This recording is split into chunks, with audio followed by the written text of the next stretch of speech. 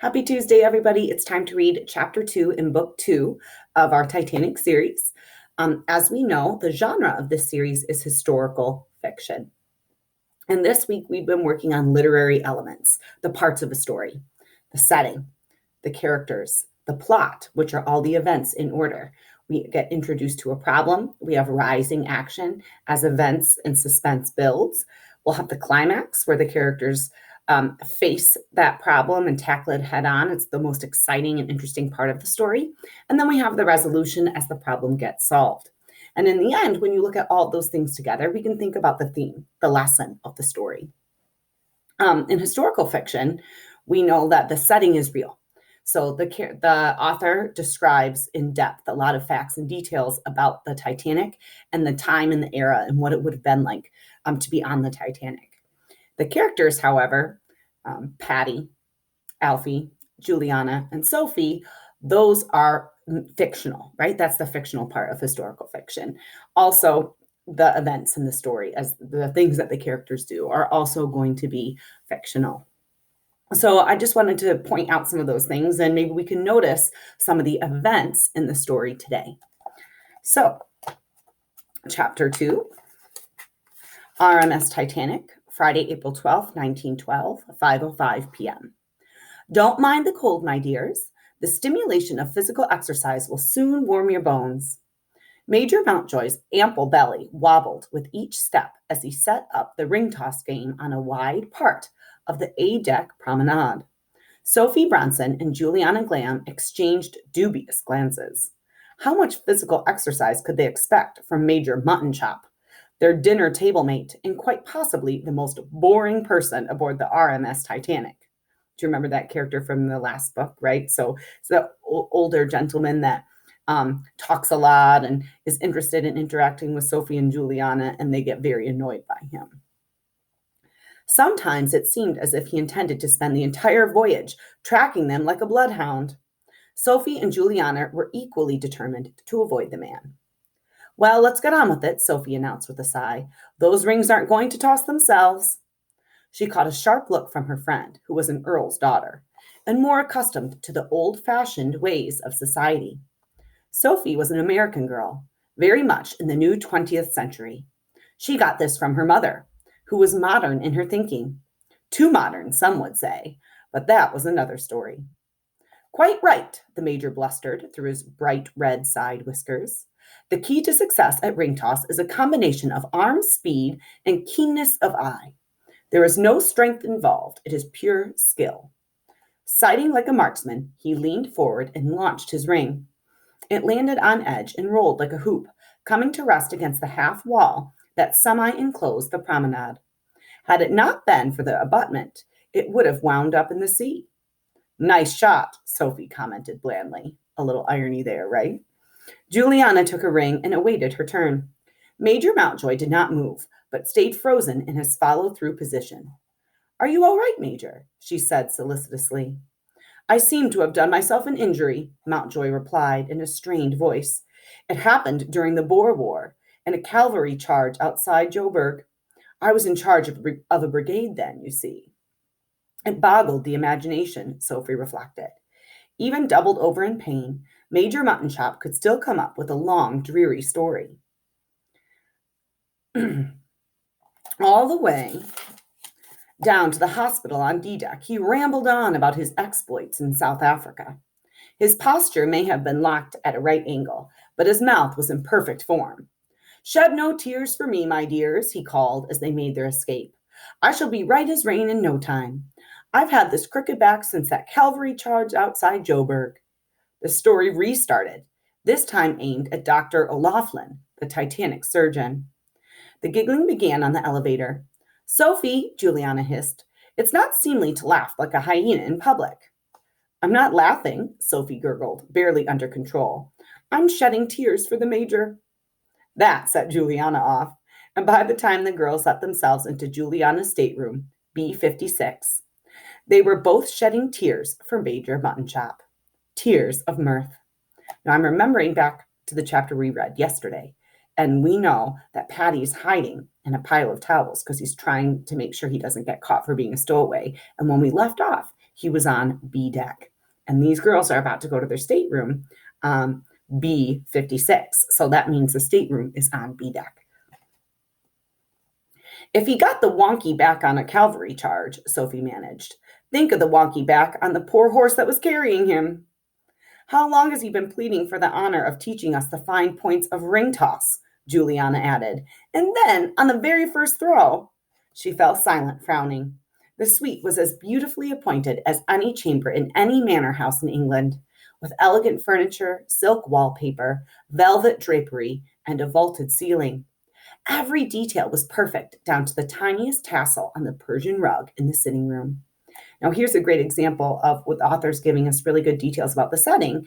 And because this is historical fiction, the author researched, and you know that all of those things, what the staterooms were like, those are true. So why was a stack of blankets piled haphazardly on Juliana's canopy bed? This isn't the level of service one would expect of the White Star Line, she said disapprovingly.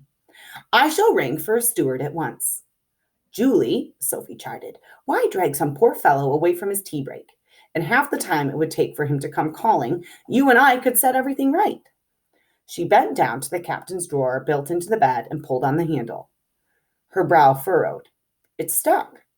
She grabbed on with two hands and yanked with all her might. The chest lurched open, and she cried out in shock. There, his knees drawn to his chest in the tight space, lay Patty Burns. I can explain, he began. Patty, what are you doing in first class? Juliana blurted. Patty bristled, and Sophie could see why. Here he was, a stowaway, hunted by the White Star Line and, up until a few hours ago, ruthless gangsters. And what was Juliana's reaction to finding him skulking in the furniture?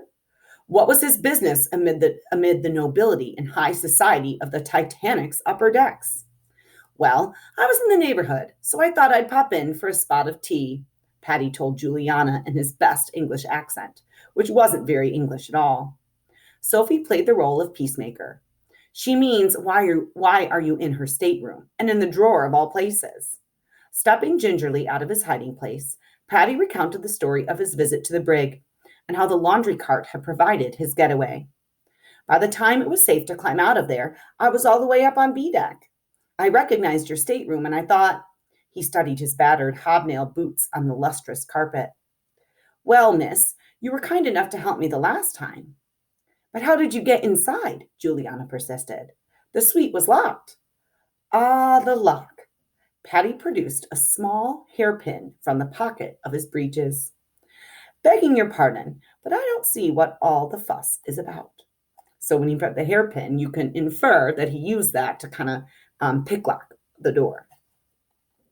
There was a click, and the door of stateroom B56 swung wide. Julie, queried the voice of the 7th Earl of Glamford. My father, Juliana hissed urgently. Before Patty could respond, Sophie pushed him back down into the drawer and slammed the captain's bed shut. Hello, Papa. Juliana stepped into the doorway in an attempt to block the goings-on with her slender figure. How was your card game? Excellent, he replied briskly, although his sour expression and the dark circles beneath his eyes told a different story. The Earl's fondness for gaming was exceeded only by his lack of skill at it. Nowhere was the situation more dangerous than on a long ocean voyage. There was an abundance of wealthy players and precious little else for them to do. He looked beyond his daughter to Sophie in the bedchamber. Miss Bronson, he acknowledged with barely a nod. Your lordship, Sophie said, nodding back. Uh-oh, she thought. He seemed to be slurring his words. Julie had said that her father drank when he was losing at cards. More likely, he lost at cards because he was drinking. There was an expansive light brown stain on his shirt. Liquor. She was sure of it. His bleary eyes shifted from Sophie to the linens piled on the bed. What on earth? Am I to assume that the chambermaid left those? Ring for the steward at once. When I travel first class, I expect it to be so. Oh, Papa, Juliana giggled. It's but the work of a moment to set it right. You forget your position, young lady, the Earl said sternly. You are not the chambermaid. You are the daughter of a peer, and you would do well to remember it. Juliana dropped her gaze. Is there something I can do for you, Papa? You don't normally leave the lounge so early.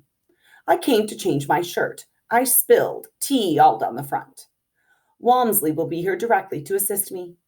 The girls exchanged a worried glance. If Walmsley, the valet, didn't get here soon, Patty was going to suffocate in that drawer. "You are no longer a child, Julie," the Earl went on. "Do you think I don't notice how you fraternize with that Alfie boy?" "He's our steward," Juliana protested, shocked. "I'm delighted that you know it. You are a member of a family that stretches back for centuries. Your position is hardly enhanced by such an acquaintance." So her father's saying he doesn't like that she keeps talking in a friendly way. That's what fraternizing means, with Alfie, who is like a servant to them. Stung, Juliana dared to strike back. "I'm impressed that you observe so much from a card table in the lounge." Sophie was amazed that tradition-bound Juliana would stand up to her father in this manner. At that, she was less surprised than the Earl himself. He was just about to rattle the walls with his outrage when Walmsley let himself in, bearing a selection of fresh shirts from the laundry. The valet and his master retired to the other bedchamber and shut the door behind them. In a flash, the girls pulled open the drawer and helped Patty out. "Quickly," Juliana whispered. "You need to leave before my father finishes dressing." Patty looked at her, eyes wide. "Your father is a proper piece of goods, he is. He speaks to you like no loving parent." "How dare you?" Juliana demanded. "He is protecting my reputation, as is his responsibility." "Is that how you explain it to yourself?" he asked cynically. "Maybe I wasn't born in your mansions, but even a poor boy has a nose. I can tell when something smells, I can." "What are you insinuating?" Juliana's voice grew shrill. "To your high and mighty father, a junior steward is something to be used, like a cane or a footstool. All that blather about your reputation. What I'm saying, miss, is there's something not quite right about it." "You are speaking of the Earl of Glamford," Juliana seethed. "You will show him the respect he is due." "I am," Patty said simply. "Would you two stop bickering?" Sophie broke in. "What are we going to do with Patty? We have to get him out of first class." "I can't go back to steerage," Patty told them. "The crew is looking for me there." From the master's suite, the Earl's voice could be heard. "A fresh cravat, Walmsley, before I miss another round." "We'll find Alfie," Juliana decided. "He'll know what to do." And that's the end of chapter 2. So what I would like for you to do is summarize the events, right? Because it's part of the plot. Summarize the events that are going on in this chapter. We know that it started with the girls playing ring toss with the major, and then it ended with them deciding to go find Alfie to see if they can help Patty get out of the first class decks. So I'll post that question on Google Classroom and go ahead and summarize all of the events of the chapter. Thanks.